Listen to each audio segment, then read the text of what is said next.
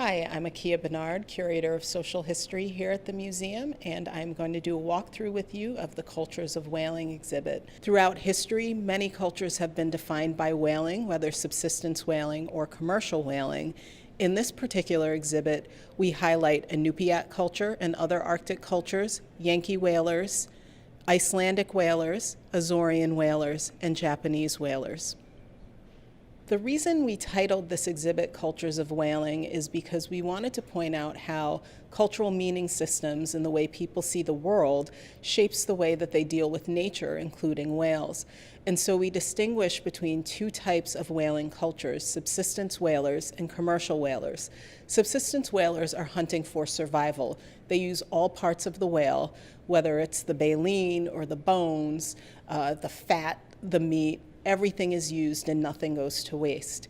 Commercial whalers hunt whales for profit. Here we have an example of a Inupiat whaling culture where even other animals they hunt, everything is used. So the furs, the skins are used for jackets and parkas, for boots, for drums. This is an example of an Inupiat drum, which is used in various ceremonies. However, this drum is more modern. It was given to us in 2009 when some members of Inupiat culture from Barros visited the museum when the previous exhibit was inaugurated. Here's an important element to point out when discussing subsistence whaling cultures. This talisman is carved using whale ivory. This is used, many people describe it as a good luck charm. I don't think that's an appropriate way to talk about it. It's really an instrument that is used to represent reciprocity between people and whales.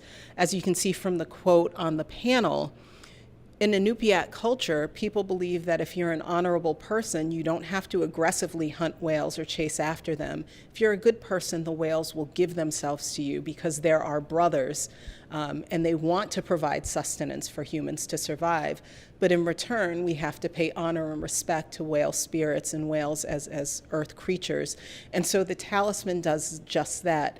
It's created from whale parts, as a way of reciprocating whales for giving themselves to us. This is a way of paying thanks and giving honor to the whales that give themselves to humans for sustenance. This case contains many harpoons and other hunting instruments from peoples in the Arctic.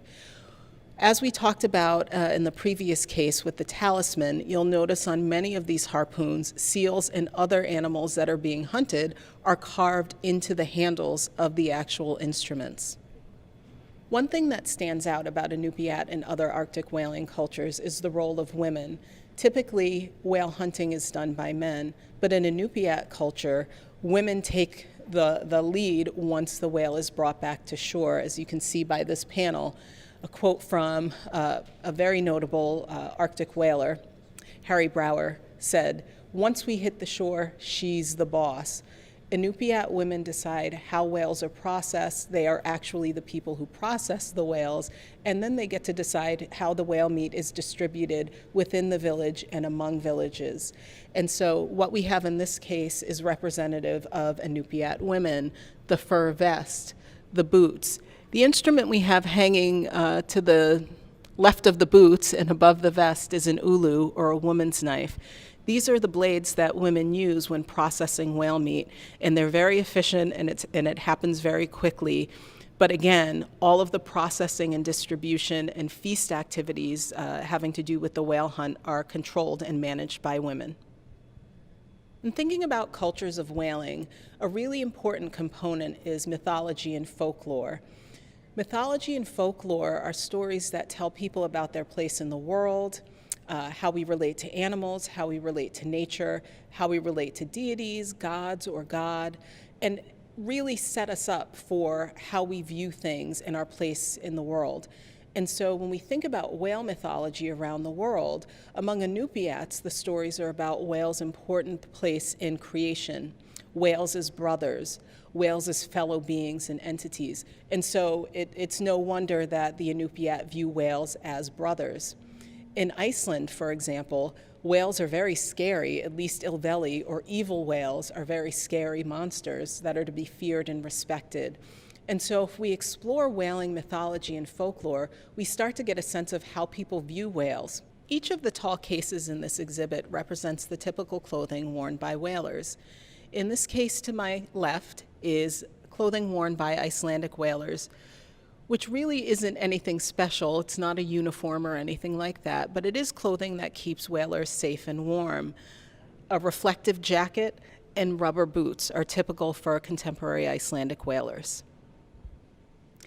To my right is clothing worn by Azorean whalers. Although whaling is no longer practiced in the Azores, when Azorean men went out to whale, it wasn't a full-time occupation. They would have to drop everything they were doing when a whale was sighted and go out to sea to harpoon a whale. Therefore, whatever they were wearing was what they wore to hunt whales. This is typical, a plaid shirt and a straw hat. Azorean whalers often said that they were cold and wet because they were only wearing what they were wearing in the fields when they were called out to hunt whales. This is a uniform that was worn by a Japanese commercial whaler. You can see by the splatterings on it that it was well worn and well used.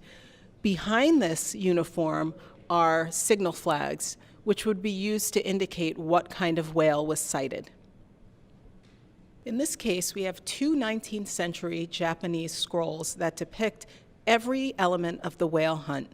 The Japanese were unique in that they used nets to hunt whales. In this longer scroll, you can see everything from the net hunting to the processing of the whale, and then the whale being cut up on shore and brought in for further processing of the blubber. This is a very interesting scroll as it has 3 whale boats hunting a whale, and you can see in the first boat, the one closest to the whale, that they're all business. They're prepared to harpoon the whale. In the second 2 boats, they're drinking tea, smoking pipes, and seem to be a little more leisurely about the hunt. Finally, in this case, we have a 17th century sketch of a whale hunt, again, a whale being hunted using nets. The Japanese started subsistence whaling in about the 12th century, and then in the 19th century they became a commercial whaling culture.